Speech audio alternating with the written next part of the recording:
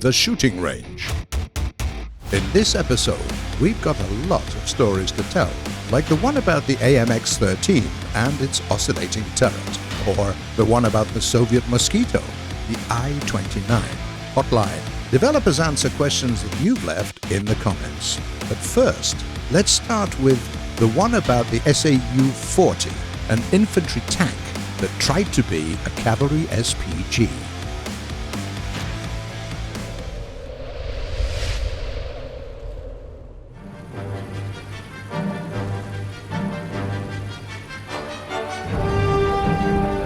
The story of the SAU-40 is weird to say the least. Basically, it's a French cavalry SPG, remade from an infantry middle tank based on a cavalry middle tank, the Saumur S-35.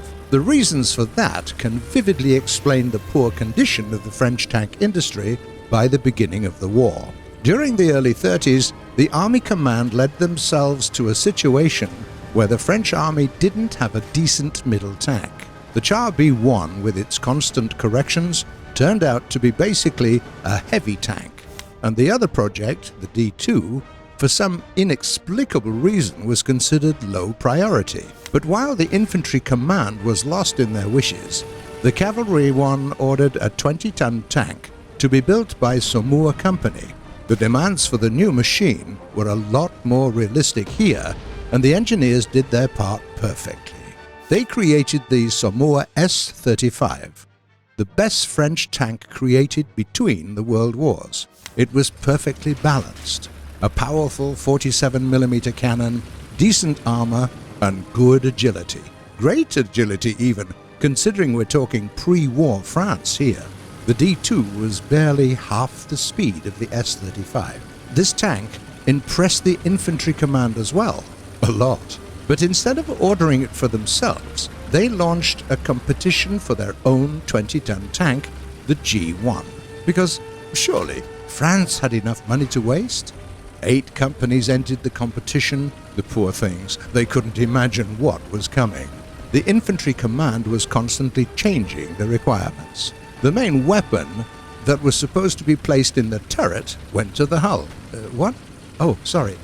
Back in the turret. The sought-after weight also increased and decreased many times. And we're not even talking about armor specifications. The companies had to rebuild a lot of things at their own expense. So no wonder the works were progressing far less enthusiastically following every new demand. The infantry command obviously didn't learn the lesson of the Char B1. They let their own greed leave them high and dry. The competitors treated the Army's behavior in their own way. The SEAM company took the risk and created a prototype of the G1P without weapons. Ultimately, it was captured by the Nazis, although they were doing perfectly well without it. Well, perhaps not perfectly, but you get the idea. The BDR company was also trying to catch up with ever-changing demands, and finally, they created a middle tank that was higher than King Tiger. As for the Saumur, they became smarter about this. At first, the engineers simply presented a slightly refined modification of the same S-35 that started all this mess.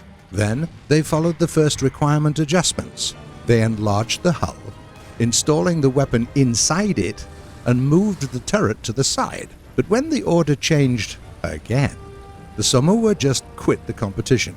Why? Well, the same cavalry guys were very conveniently in need of a new SPG, and this middle tank absolutely fit the bill. The cavalry was pleased and took it into service under the name SAU-40. The fun part was that there was almost no difference between the SAU-40 and the project for the infantry. They just switched the turret with a cannon for the one with a machine gun and a range scope, and replaced the main weapon with a casemate gun. They were planning to use the first mass-produced SPG in October 1940, but the defeat by Germany made that impossible. The only prototype of the SAU-40 got its weapons but never entered combat, and was captured by the Germans. By the way, the project of the BDR company had pretty much the same fate. It was an awful tank, but the ARL company managed to create a good infantry SPG based upon it. Still, it was too late. And now, let's remember the story of one of the most unusual and popular post-war French tanks.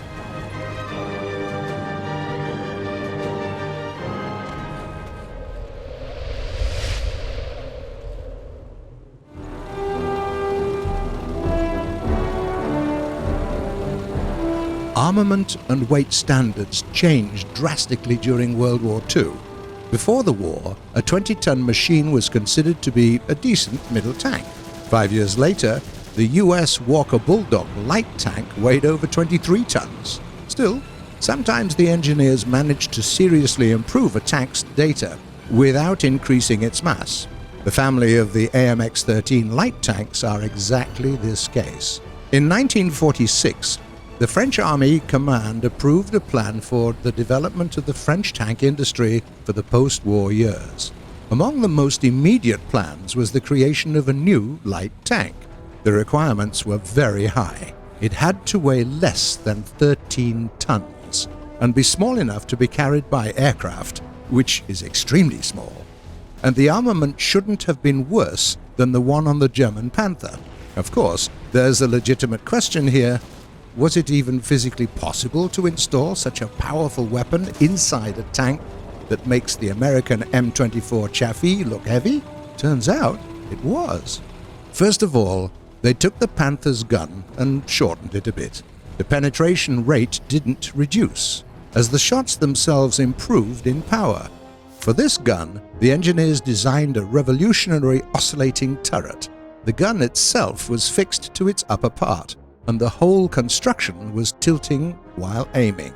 This solution provided the minimization of the whole tank and also enabled the use of a very simple and compact autoloader that worked using the recoil energy. Hence, there was no need for a loader in the crew, which was for the better because there was no room for one in the tank anyway. They moved the turret back to the hull to fit the measurements, and the driver plus engine and transmission ended up in the front for balance. Mass production of the AMX-13 began in just 5 years. Given the state of the French tank industry after the war, it was an amazing result. Considering all modifications, the French produced more than 7,000 of these tanks and sold about half of those to their foreign partners all over the world. The tank received mixed reviews from the buyers and the crews, especially about the new oscillating turret. Its design made it impossible to install a stabilizer, and the tank had to leave the battlefield to reload after firing 2 drum magazines, which was only 12 shells in total. Why? Because the engineers, determined to fit the requirements, made this tank so tight that it was literally not possible to reload the drum magazines without leaving the tank, which is a very stupid thing to do when you're on the battlefield. Nevertheless, the advantages of the AMX-13 were clearly more important than its disadvantages, and the French were constantly trying to improve it. For example, the old 75mm guns were switched for the new 90mm guns, and in some cases for even 105mm ones that used similar shells to the AMX-30. The renewed AMX-13s were almost the best light tanks in the world in firepower, and when they started adding the ATGMs, let's say it was a very, very popular machine. There were different cases though. For example, the French issued a line of the AMX-13 tanks with the FL-11 turret to be used in the colonial conflicts. This modification used a less powerful main weapon without an autoloader. The tank lost in firepower and fire rate, but this gun was easier to handle and there was no problem with the reload of the drum magazines. Of course, this version of the AMX-13 couldn't be very effective against the enemy tanks, but the anticipated enemy wasn't even supposed to have those. So what was needed were more powerful HE shells, and the alternative gun was ideal for it. As a result, the AMX-13 project turned into a whole family of tanks and SPGs, and in some countries, those are still in service.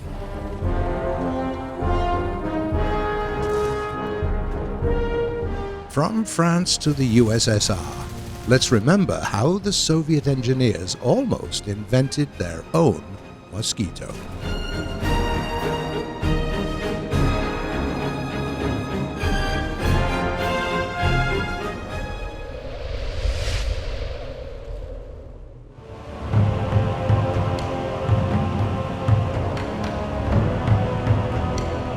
During the early 1930s, the idea of a multi-purpose two-engine war aircraft became so obvious that every country that had ever built a single plane in its history, even a paper one, started working on those.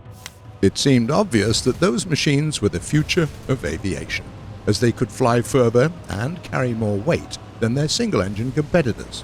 Load some bombs on them, and you've got yourself a tactical bomber or a strike aircraft. Build on some cannons, and it's a fighter with incredible firepower.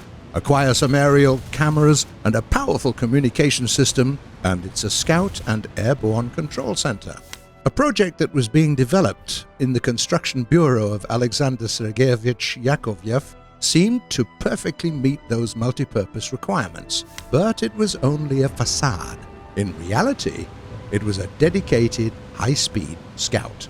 As for a small bomb capacity of 120 kilograms, it should have only served as a means to attack on sight or mark some high-priority target using a smoke or flash bomb.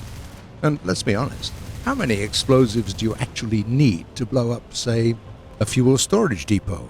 The engineers were so keen on perfecting the aerodynamics of this aircraft that they even made a turret gun that could be completely retracted into the fuselage. During its first tests, the new Yak-2 went amazingly fast, and that became its undoing. The Red Army Air Force Command was so impressed that they were almost ready to marry Yakovlev and his two chief assistants, Yevgeny Adler and Lev Schechter. All three of them were decorated, and as an extra honor, the Army shared their plans on what they were going to do with the Yak-2, and they were absolutely insane. Increase the bomb load up to 1,000 kilograms. Install an all-directional turret. Add the ability for dive bombing. Stupefied with these unachievable demands, Yakovlev, Adler and Schechter tried to explain, to no avail, that all of this was impossible, and the aircraft wasn't multi-purpose in the first place. The command ignored all of this and gave them a month to make it happen, no matter the cost. Oh, and the plane can't lose in performance after all these changes. The engineers were desperate. On top of that, the problem wasn't only with the officers. When the Yak-2 blueprints went into production, it unleashed complete chaos. When a couple of highly skilled specialists assembled a prototype in an experimental workshop, they knew what they were doing. Now, imagine hundreds of workers with almost no special education or training trying to copy the same prototype. Moreover, in this case, they even tried to be creative. They used wheels that didn't fit the bay, installed all-directional turrets that weren't on the blueprints, and stuffed a lot of extra tech inside that couldn't physically be there. Yevgeny Adler tried to control this, but later he remembered that his orders sounded like a mosquito buzz in a flock of sheep. It was clear that the Soviet aviation industry wasn't prepared for the Yak-2 and its refined version, the Yak-4. The project was postponed and later cancelled. Still, there was a good modification of this prototype.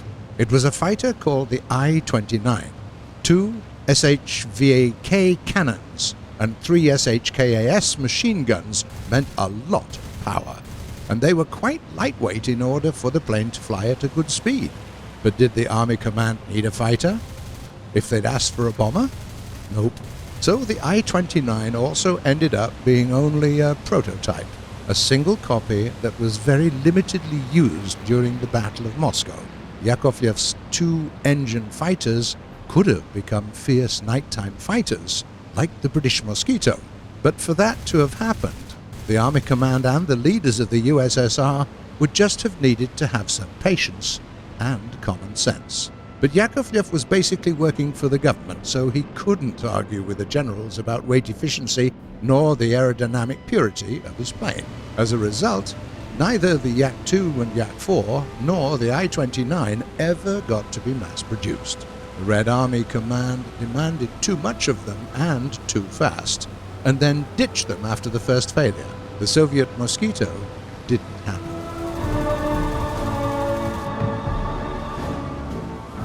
Get ready for the traditional last part of our show, Hotline. Developers answering questions from the comments.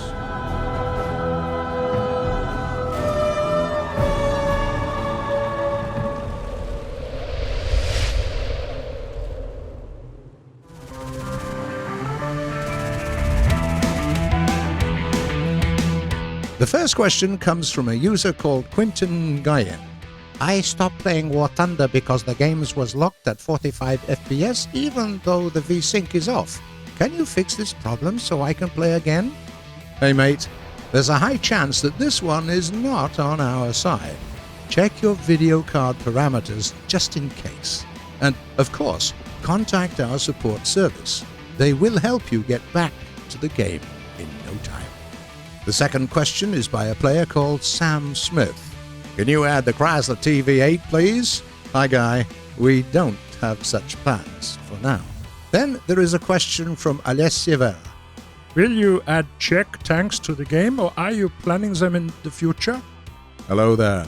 We've already got a couple of Czech ground vehicles in War Thunder, but it's possible that we will add some more in the future. The last and very important message comes from a user called Ace Falcon. Back FA for Tier 6 USSR. Ah, yes. The good old Soviet aircraft, the famous Su-57. Somebody misses Russian bias here. That's it for today, but feel free to write your questions in the comments below.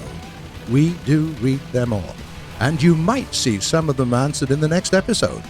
If you like what we're doing, don't forget to subscribe to our channel. See you on the shooting range.